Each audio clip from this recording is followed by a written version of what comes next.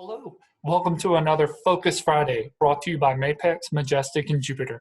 My name is John Harville. I'm the Marching Arts Artist Relations Manager for Mapex, Majestic, and Jupiter. And it's our privilege to bring this to you each and every Friday. Help us out.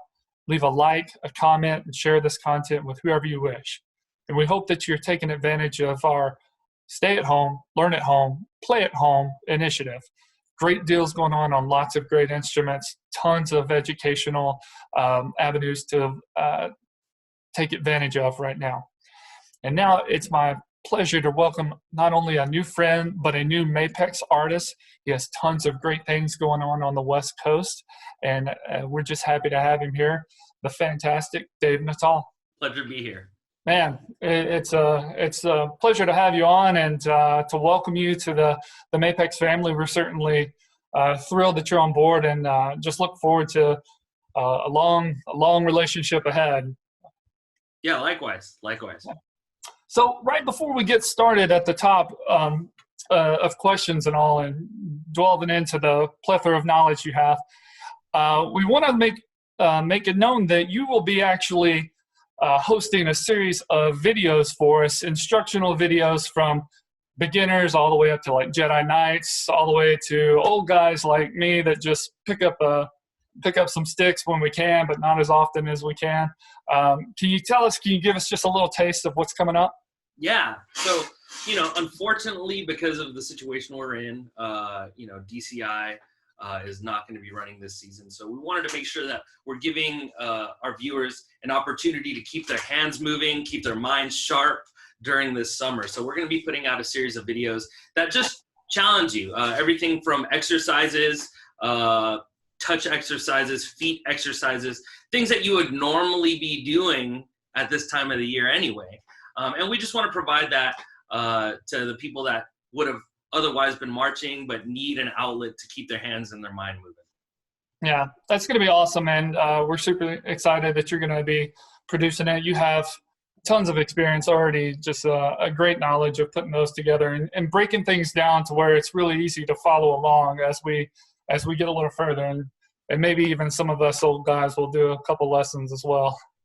So, that'd be fun. We probably won't go as fast, but we'll give it our shot.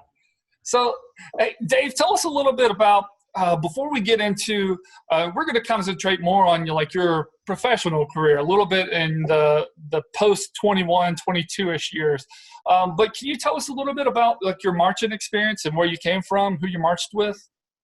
Yeah, so man, I've been playing drums for over 20 years. We'll just leave it at over 20, ambiguous somewhere. Really in high school got into the drumline scene and started taking an interest there. Went on to play for RCC in their winter percussion ensemble. Played snare drum there for a few years, 2006, 2007. Went on to play for the Concord Blue Devils for a few years, 06, 7, 8, long time ago. But still keep in touch with all those guys, and we're really good friends to this day. So I've been playing there. Then for the last few years, have been playing for the Disneyland Band, as well as playing drum set at a lot of local churches in the Southern California area, kind of gigging and just working as a pro drummer since then. That's awesome. Yeah, we had talked a little bit beforehand about some of those RCC days, and I was there in the crowd when I was like, they brought it tonight.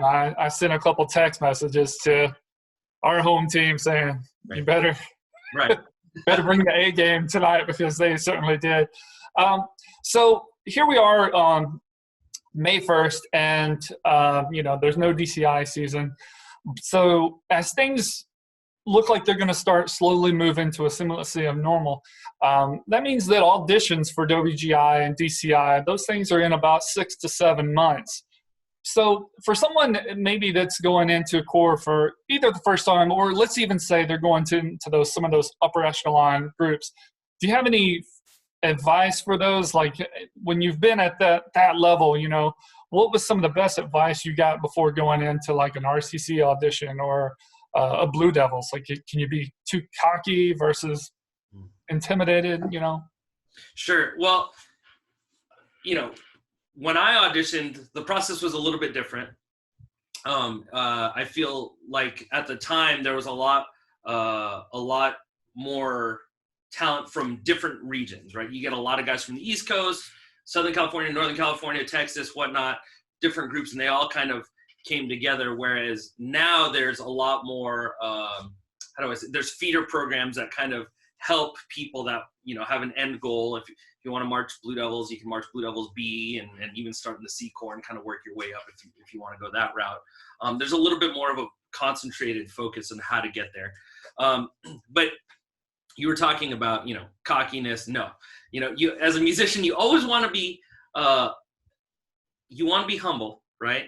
And you don't ever want to come across as arrogant. Confidence versus arrogance are two different things, right? I'm a snare drummer, right? We have this reputation for being, you know, extremely cocky, arrogant, better than you, blah, blah, blah, blah. My stuff doesn't stink, you know. But in the, you know, when it's all said and done, these are people that you're going to be touring with, people that you got to get along with, right? People that may actually be better than you, people that you can learn stuff from, right? So if you go in there with the mindset that, hey, you know, I'm the best, nobody can tell me anything, you're going to have a really tough time, right? So even in an audition process, try to learn first and foremost, do your best, stay calm, right? Have faith in yourself, but also be, you know, a cool guy to hang with. I think that's, we don't talk about that enough. Yeah. I think that's probably the best way to say it is just be a cool guy. Yeah. And or girl. Yeah, going in probably super cocky, kind of a turnoff, but confidence and being certainly prepared, checking out some of the video series that are coming for you to help break down some things and to build up some chops and some sound quality, all going to be great things. Yeah. Right. So you've marched these great organizations, and, you know, we know that there's marching percussion and drum corps and WGI. What led you to think that there's kind of a market outside of our typical, you know, marching genres like BOA, WGI, DCI? What led you to believe that there was something for marching percussion outside of those different realms? Right. Well, you know, getting calls for gigs, really, but it's cool to kind of see where the activity has spread, you know, outside of DCI. You know, it used to be the case that you'd age out, you spend all this time, all these years, all these hours of practice developing your sound, developing your chops, whatever, and then you age out and now go and get a quote unquote real job, right? You know, you forget everything you just learned, and that didn't set well with me, at least. And I feel extremely blessed that it seems like society has just kind of welcomed the activity in a variety of different ways. You have sports teams taking on drum lines. You know, football teams, basketball teams.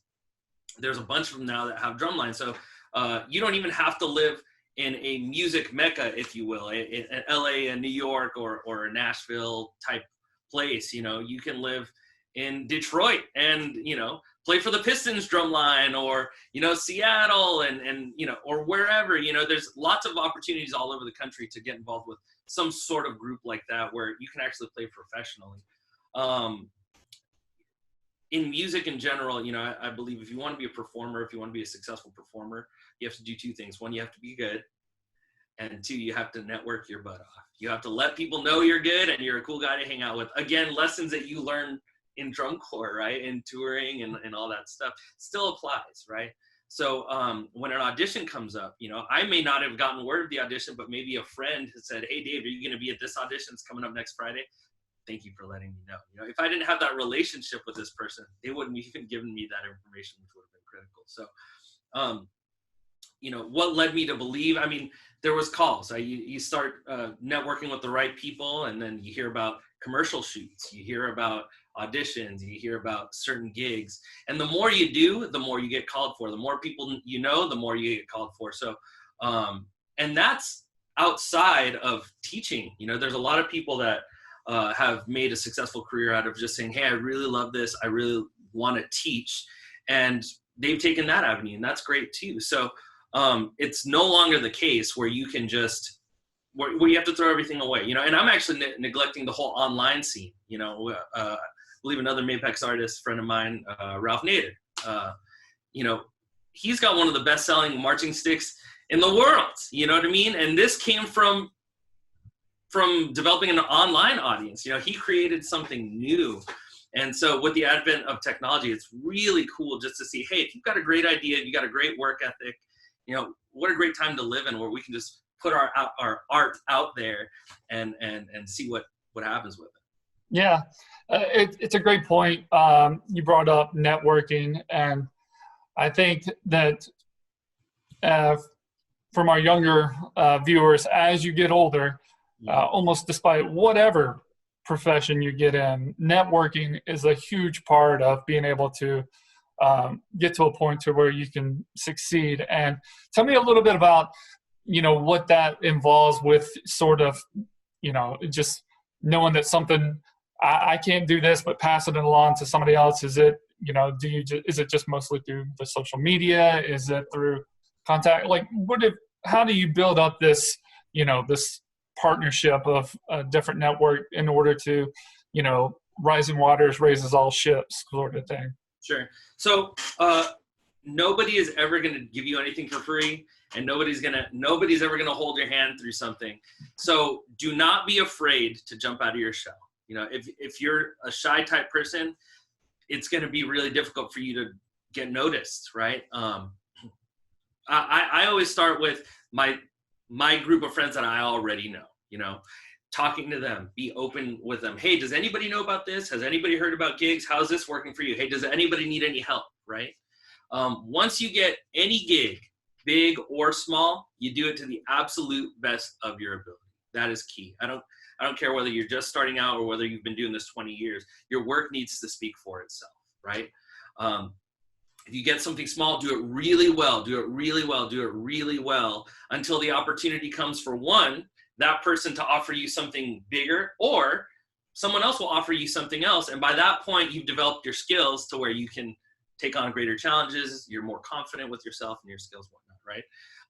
I am fortunate enough to live in the greater Los Angeles area, one of the music meccas, and I always love going to small shows, supporting my friends, saying, even if I have to drive an hour, hey, my friend's playing a gig at the House of Blues on this random Thursday night. Hey, I want to drive out there and I want to support you. I want you to see my face. I want to enjoy your music, let you know that I'm here for you. And it's not that I'm doing it so I can, get some feedback, but it's just this mutual respect. You have to really respect the game, if you will, where, hey, I want to support you because I enjoy your stuff. And I just want to let you know, hey, if you support me, just show some love back here. And when you do that enough times, it's bound to pay its dividends. Yeah. I think it just goes back to the audition process, just being cool, and just doing the right thing. Before we leave this topic, you spoke about when you're on, you got to be on and you got to do it at the highest level that you can. Talk a little bit about some of the maybe a negative feedback, on a day that you just don't feel like it and you don't give it 100%, how that could speak almost more volumes in one negative instance over several positive. Right. So unfortunately, we live in a society where, good work seldom gets recognized, but one little negative, bit of press or whatever just explodes, right? So the more you can do to reduce that type of feedback or publicity or whatever you want to call it, obviously the better, right?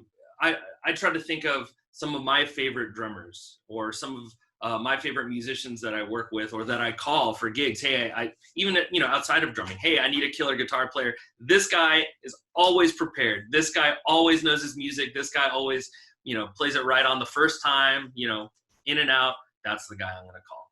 Those are the things I want people to say about me, right? I don't ever want people to say, Dave was hard to work with. Dave didn't show up prepared. These are things that I can control, by the way. I can't necessarily control other people's attitudes, level of preparedness. I can't control necessarily the audio situation I'm dealing with or whatnot, but everything on my end that I can control, I want people to know, hey, everything that Dave needed to handle, he handled to the best of his ability. I want to work with him again. So again, talking about that audition mentality, you know, give everybody a reason. Don't give them a reason to turn you down. Let's put it that way, right?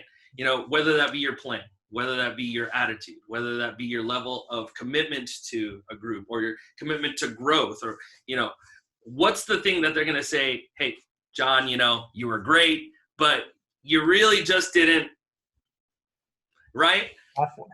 Don't even give them that. No, I'm better than that. Show them. So I don't care whether, for me personally, whether that's a playing project, live performance, studio performance, a video project, promotion, whatever, you know, I always want to give it my all. So when people know, hey, Dave's on this project, you're going to be fine. Yeah, it seems to be like a theme of kind of the preparedness that drum corps puts us in touch with, or, you know, the level of detail and how you have to be back at a rehearsal at this time, and you know, you have to be on your game.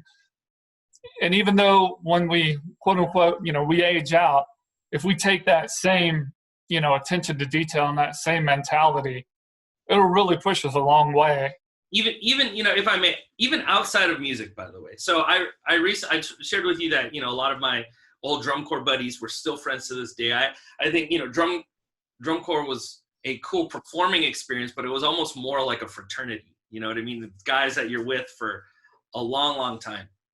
And one of the guys no longer plays. He's been out of the game for a bit, but he does investment banking and he's really successful in that career. And we were talking one day over dinner and he said, you know, Dave, the most successful group of circle of friends that I have are the guys that I march. Now, he said specifically Blue Devils, and I'm not saying it's exclusive to them, but that was his experience. He goes, the guys that I marched with at Blue Devils, there's guys in there that are successful engineers, successful lawyers, college professors. He's a successful investment banker, guys who have started their own businesses, guys who have gone on musically and have been successful in that route. And I just thought that was really interesting for him to bring that up, because a lot of those things that you learn are not just a summer-long lesson. They're lifelong lessons. They're disciplines that you incorporate into your normal life. So, yeah, if you can kind of find the greater lesson in all of this, like, you're going to be just fine. You're going to be really successful. Can't say it any better myself. That's awesome. So let's talk a little bit about the demand for some of the things that we do. Like we've seen the popularity of, you know, drumline and things grow outside of those different organizations. You know, we're talking Super Bowls with drumlines. We're talking commercials. Artists want to be doing things with percussion. What is it about our passion for these, you know, like high tension drums that just brings people in, and they just it just goes with a lot of different things? What is it about it that I can only speak for myself. I can't speak necessarily to like what attracts them, but for me, I love just the energy. It's not just I mean, the drum itself, all the drums, not just the snare drum or whatever, but they have such a huge amount of energy to them, right? But more so than that, the performers, it's almost required that to play these drums, you need to be energetic, not just in the way you play, but in the way you interact, in the way that, you know what I mean? There's motion required. You know, marching band is kind of the OG term, if you will, right? Marching requires movement, right? It's obviously evolved to way more than that, but the band part of that requires music. So there's movement and there's music. It's loud volume. It's so energetic.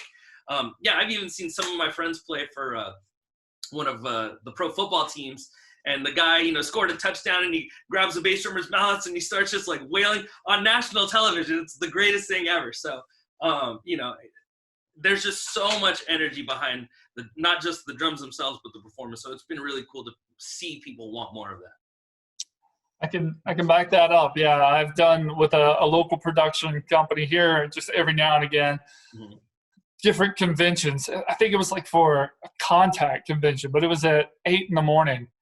And you needed that shot in the arm of adrenaline, and that's what they brought us in for. And It certainly does get things going Right. at 8 in the morning. That's a different thing. Absolutely.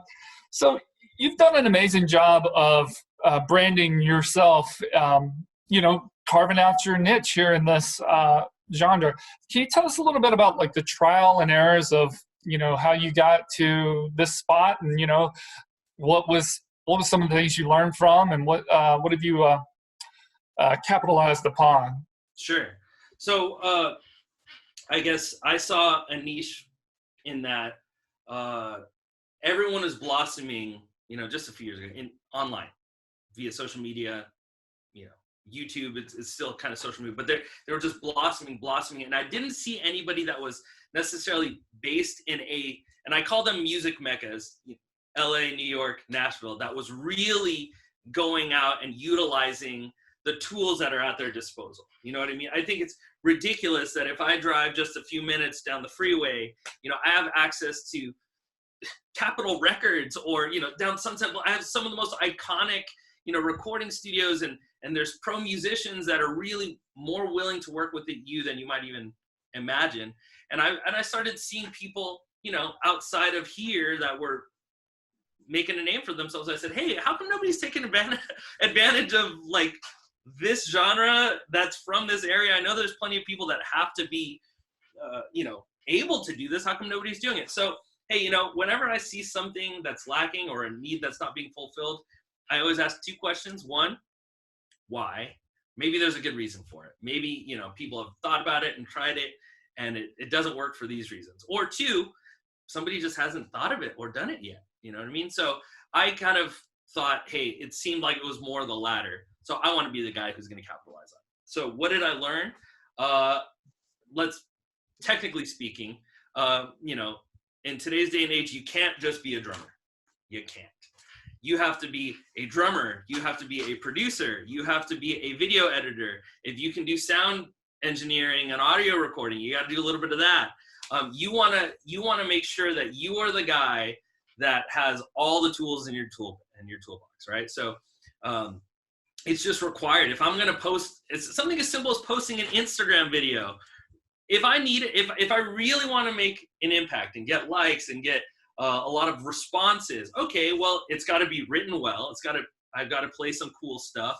It's got to look visually appealing, right? And so I need to make sure I'm producing it right from a video perspective. It's got to sound good. It's got all these things. And this is just a 1-minute Instagram post, right? So learning the technical side of it is huge. On the networking, if you will, side of it, the thing I learned the most is that people who I never would have thought would say yes to working with some, let's say, no-name guy, right? Some guy that's starting a new project. I never thought in a million years that they'd be so willing to just say, yeah, I'll work with you. It's the people that have arrived, that I would consider that have arrived in this huge, music market in whatever capacity. They get it. They get that, okay, hey, yeah, I'm going to do this project for this guy who I've never met, but it may lead to more networking opportunities. They get it. These are guys that are playing the Super Bowl. These are guys that are, playing with Kanye West. These are guys that are, whatever the case is, So it's been really cool for me to learn, because I've encountered lots of people over the last couple of years that have said, hey, Dave, I really have this cool project. I don't know where to take it. I don't really. And my question is, well, where do you want it to go? Where do you want it to go? What is your vision of where it could be? Well, in a dream state, I would have this. Okay, do it. We put so many blocks in our head, and I would do that too, until I just said, hey, I'm just going to try. And I've been more than pleasantly surprised at how open people have been. Guys who like I said, never thought in a million years would say yes to stuff like that. I've gotten the opportunity to interview or work with, and that's been really great. So what have I learned? A lot of technical stuff, a lot of hours put in there, but also the surprising side about the networking end is how willing people have been, and that's been really cool. Yeah, well, it just makes sense, because you already got the chops under your hands, so just keep those intact. But the learning process always, I think when you stop learning, that's when things get stagnant. So, that makes perfect sense of being able to producing, editing, all those different things to kind of help build your own personal brand. And you've done such a great job. It's what got us noticed. We're like, we got to get this guy. And so, that's what we did. And, the fact that circling back, just a cool dude on the back end, that's just the bonus. I appreciate it. So, well, so, we spoke a little bit earlier about sort of the different jobs that you've done and the Disneyland band and things like that. And I've asked a lot of my guests on here just about, and I'm hopefully building a theme, how important it is to be sort of a well-rounded percussionist. Can you speak a little bit about, to not just the education, but on a professional level, how that has paid off on being able to do a little bit more than just, reef flam drags at 200? Sure. Absolutely. So, oh my gosh. Let's start even with just the rudimental percussion game. I feel that up until a few years ago, there was a great divide in the DCI, WGI chops, and then the HBCU show style playing. And the two would kind of butt heads, right? Where, one would say, oh, these guys, they don't have any sense of groove. They don't have any, they don't know the tricks. They don't have the flair and all that. And these guys would say, man, these guys, they don't have the chops. They don't have the speed. They don't have this. And why not do both? Both are going to get you gigs. So why not do both? That's just from a marching drum standpoint, right? And some people are going to want you to play more music, and it's going to require that. And some people are going to want you to play publicly, and they're going to want that flair. So why not do that? Branching outside of that, you have, I would say, I'd still consider myself a rudimental percussionist because I do that. But I would say 50+% of the gigs I get are actually outside of that, right? Most of it's drum set, which again, just like there's different styles of rudimental percussion, there's different, obviously, styles of music that can be played with drum set. And where do you want to fit in that niche, right? Pop, R&B, there's all sorts of Latin styles, jazz, whatever that is, So like we've been talking about, the better the more well-rounded you are, the more tools in your toolbox, the more gigs you're going to get, right? So why not? Why not? It does nobody any good to limit themselves because of pride. That's the only reason I could think of that you would intentionally do that. Oh, that's stupid. Oh, that's dumb. Oh, that's work. Oh, that's knowledge. Oh, that's networking. So replace, if you having a change in mindset is really going to set you far. Even you had mentioned the Disneyland band. In the audition specifically, they had mentioned that they want people who have a rudimental background, and the language was almost verbatim, while being able to play drum set, and they listed different grooves, comfortable in playing, leading, and soloing in swing, in second line, in samba, they went down the list of what they need, because that's what the gig requires. There's a lot of really great professional musicians that play there, they force you to elevate your game. So, if you went in there and you, like you said, if you just reefed flam drags at 200 beats per minute, great. Here's a line with a bass line and a guitarist or a trumpet player. Set this pattern up, please. You're going to be caught like a deer in headlights, right? So what do you mean? You can't just put flam drags over the top of all that? What are we talking about? Exactly. And also I feel like learning different approaches, different styles makes you, one, more aware, but it also expands your awareness, right? For example, in a drum line, DCI style drum line, your responsibility as far as playing with other people lies, let's say I'm a snare drummer, lies in usually two places. One, either playing with the click, right? Or two, which is more common, playing with the guy next to you. That's it. Do I need to worry about blending with the trumpet player that's over there or the tuba player that's over there? No, my awareness is right there, and that's it, right?